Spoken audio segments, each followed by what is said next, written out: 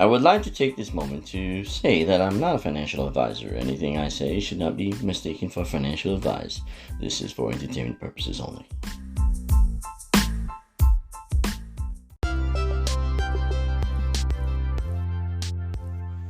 With Bitcoin keep plunging 50% down from its all-time high as of May 9th, 2022, it has caused a ripple effect to the majority of cryptos.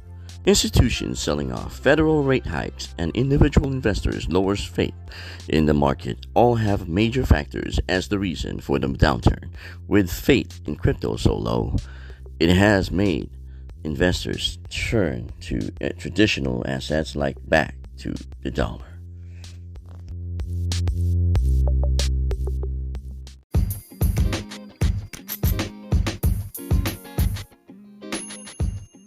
Much of the rise in crypto prices depended on institutional investments. If institutions cool off on crypto investments, the bleeding would not stop, since individual investors' investments would be lacking to make up the difference. Though debatable, it is fairly accepted that crypto prices are linked to stock indexes like NASDAQ. Edward Moya, the senior analyst of OANDA, linked a correlation to Bitcoin being down 22% while Nasdaq being down 21% as more than a coincidence. He added, Bitcoin is really stuck in a sideways news cycle where you're just waiting for it to be calm on Wall Street, and then you'll see more people confident in investing. I still think there's a lot of long-term potential value here, but you have to be able to stomach this volatility.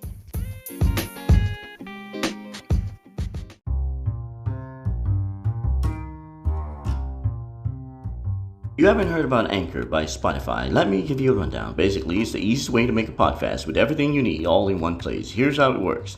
Anchor lets you record and edit podcasts right from the phone or computer, so no matter what your setup is like, you can start creating today. Then you can distribute your podcast to the most popular listening platforms, including Spotify, with a single tap. Anchor is also the only place you can publish video podcasts to Spotify. With Anchor, creators can earn money in a variety of ways, including ads and podcast subscriptions.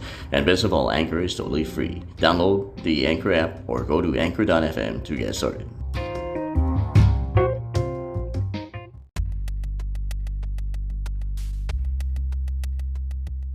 In short, he shares the belief that investing in crypto is not for the faint of heart. You need more than will. You need a strong tolerance for uncertainty. The crypto market, which exceeded $3 trillion on November 9th, 2021, is now worth nearly half of that, at $1.6 trillion.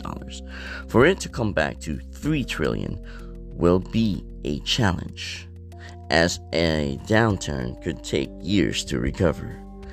The exception would be as if the market suddenly decides to be irrational and attract a load of investments.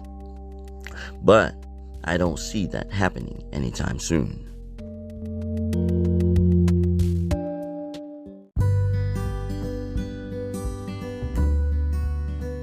The El Salvador Bitcoin experiment is still proving to be more challenging than we would like to admit. I knew it was going to be slow, but instead of gaining popularity, it is becoming even more unpopular as the majority of users have already ditched their Chivo Bitcoin wallets, proving that at least the majority of people prefer to use cash or their bank cards as a form of payment. Security and functionality issues may have something to do with the loss of interest from users.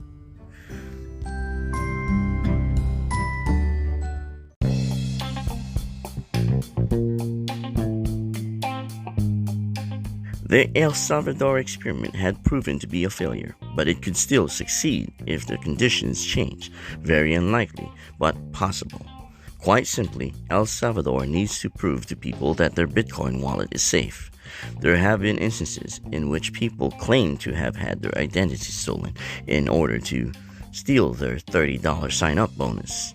Even experts have criticized the usage of the wallet, as citizens were not made aware that they were not holding dollars, but rather a stable coin that could be backed by the government or a private company.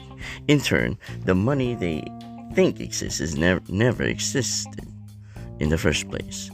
Despite the downturn and the bleak outlook of Bitcoin, El Salvador took the opportunity to buy the dip with a 500 Bitcoin purchase. This much faith on something could either make it worse for the citizens of El Salvador or make things better. Either way, it's a gamble.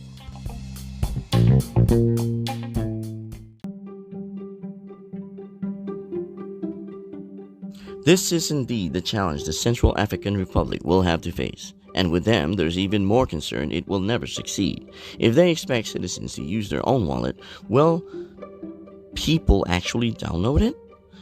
As mentioned above, El Salvadorians have practically abandoned their Chivo wallet. The other question is, how many people actually have the internet? Well, 9 out of 10 people in the country don't have the internet, so there. It's most likely doomed to fail already. This means that 1 out of 10 people can actually use cryptocurrency as a form of payment. Now, out of the 1 out of 10 people, how many will actually use Bitcoin? The odds are most likely not many. First, cell phones capable of Bitcoin transactions need to be readily available to the majority of the population. Second, Wi-Fi should be free throughout the country.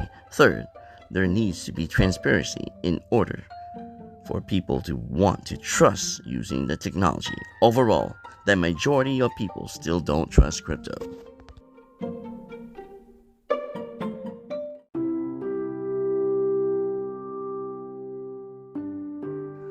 Thank you for listening to Crypto Intuition. If you haven't heard my previous podcast, please visit anchor.fm/cryptointuition. This podcast is ad-supported, and by listening to the quick ad, you support my program. Thank you. Till next time.